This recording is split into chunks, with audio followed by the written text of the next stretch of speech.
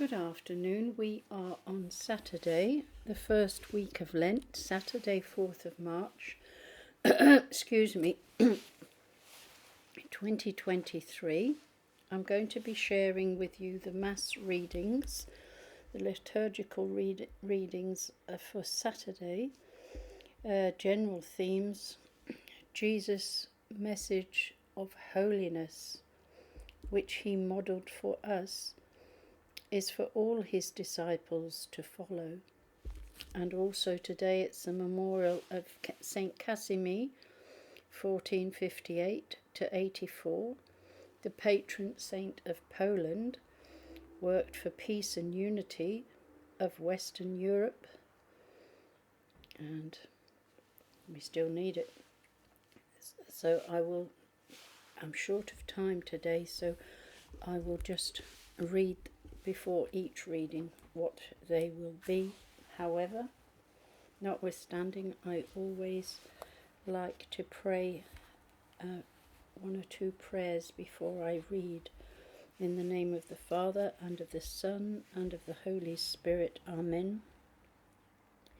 Angel of God, my guardian dear, to whom God's love entrusts me here, ever this day be at my side, to light and guard, to rule and guide. Amen. O my God, I am heartily sorry for having offended you, and I detest all my sins because of your just punishment, but most of all because they offend you, my God, who are all good and deserving of all my love. I firmly resolve, with the help of your grace, to sin no more, and to avoid the near occasions of sin. Before reading sacred scripture, open my heart, O Holy Spirit, to receive your inspired word. Grant me wisdom to understand what you want to teach me, and strength of will to follow wherever you lead. Amen. A first reading is from the Book of Deuteronomy 26, verses 16 to 19. And the theme, you will be a people consecrated to the Lord, as he promised. Moses said to the people, the Lord your God today commands you to observe these laws and customs. You must keep and observe them with all your heart and with all your soul. You have today made this declaration about the Lord, that he will be your God, but only if you follow his ways, keep his statutes, his commandments, his ordinance, and listen to his voice. And the Lord has today made this declaration about you, that you will be his very own people, as he promised you, but only if you keep all his commandments. Then for praise and renown and honour, he will set you high above all the nations he has made, and you will be a people consecrated to the Lord. The word of the Lord. Thanks be to God. A reading from the Book of Psalms, Psalm 118, and the response is, they are happy who follow God's law. They are happy whose life is blameless, who follow God's law. They are happy those who do his will, seeking him with all their hearts. They are happy who follow God's law. You have laid down your precepts. to be obeyed with care. May my footsteps be firm to obey your statutes. They are happy who follow God's law. I will thank you with an upright heart as I learn your decrees. I will obey your statutes. Do not forsake me. They are happy who follow God's law.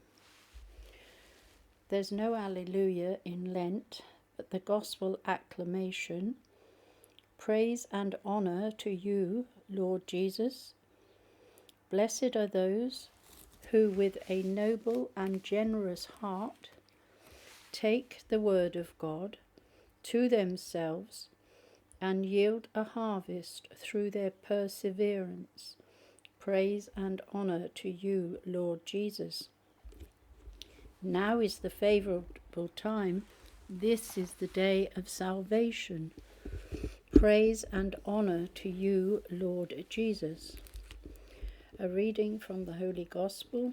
The Lord be with you and with your spirit. A reading from the Holy Gospel according to Matthew chapter 5, verse 43 to 48. Glory to you, O Lord. The theme: you must be perfect, just as your heavenly Father is perfect.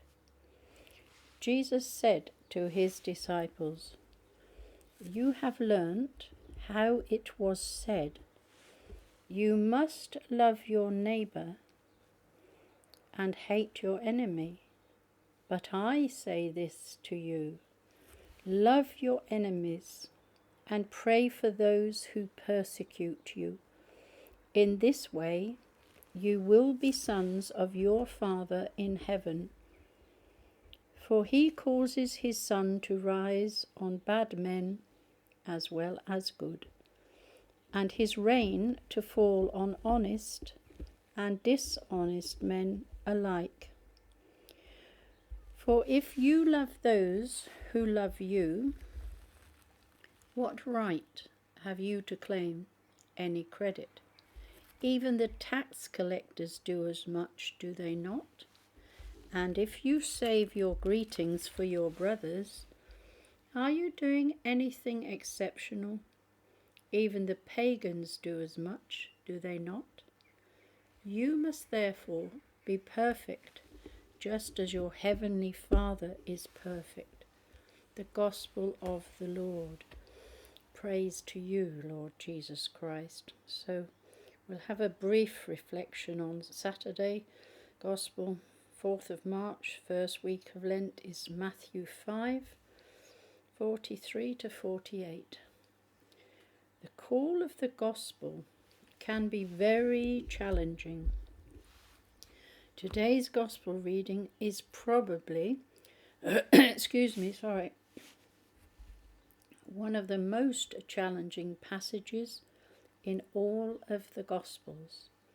Jesus calls on his disciples not only to love our neighbour, which is a call or command to be found in the Old Testament, he also calls on them and on us to love our enemy, which goes beyond anything to be found in the Old Testament.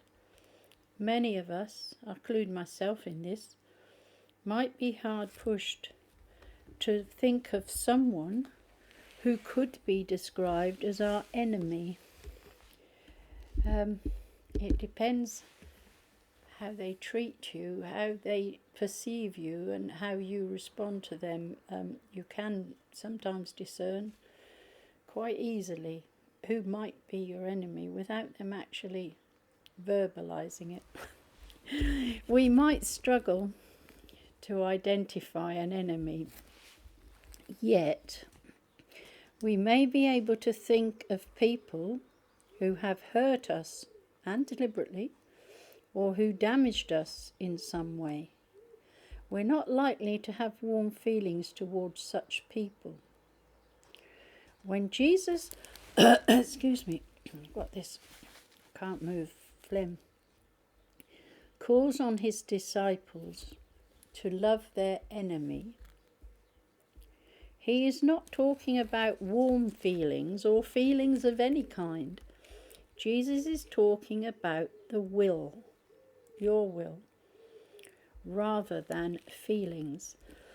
At the very least, Jesus is calling on his disciples to wish their enemies well, all that is good. In the Gospel reading, Jesus identifies one expression of such love as prayer. Praying for our enemy, praying for those who have hurt us and who have given us good reason to be antagonistic towards them. In our daily lives this happens quite a lot. Love your enemy and pray. That's a hard thing to commit to, but it's what Jesus suggests. Jesus suggests that to pray for those who persecute us, to do something that has a divine quality to it. It is to give expression to the love of God, which lives in us, which goes out to all, even to those who least deserve it. So this is very, very hard to live that kind of life that God expects of us, because it's so easy, especially when you have a lot of neighbours in one building, as we do here.